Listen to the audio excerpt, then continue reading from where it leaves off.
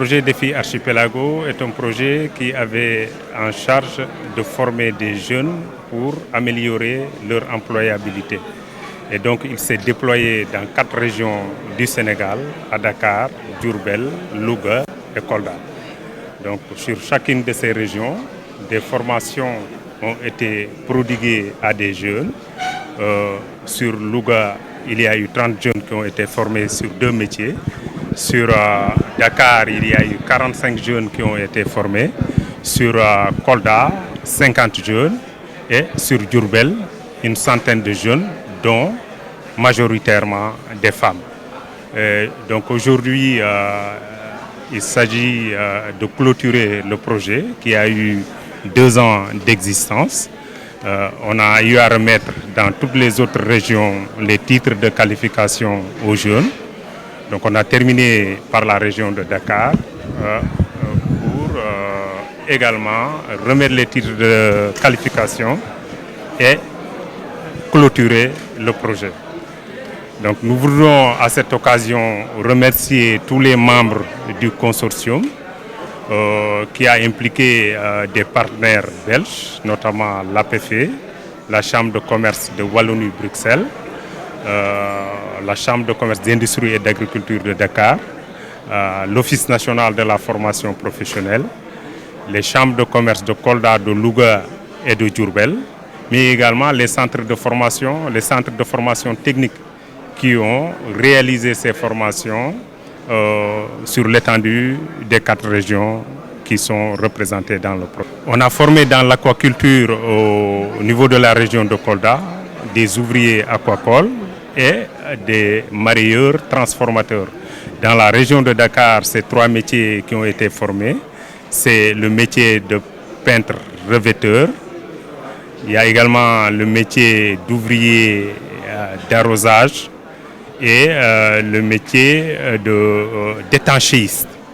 Donc sur la région de Louga, c'est des paveurs et des briquetiers qui ont été formés.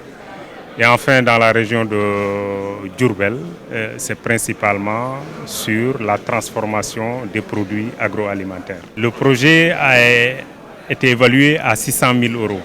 Donc 600 000 euros, un peu plus de 300 millions de francs CFA. Il a duré sur 2 ans et nous avons pu former 225 jeunes dans ces métiers que je viens d'énumérer et 150 jeunes sur l'entrepreneuriat. Parce que nous considérons que les jeunes qui sont formés doivent également avoir des compétences dans la tenue et la gestion d'une entreprise. C'est un tout petit peu encourager les jeunes à entreprendre, à créer de l'activité, à créer leur propre auto-emploi.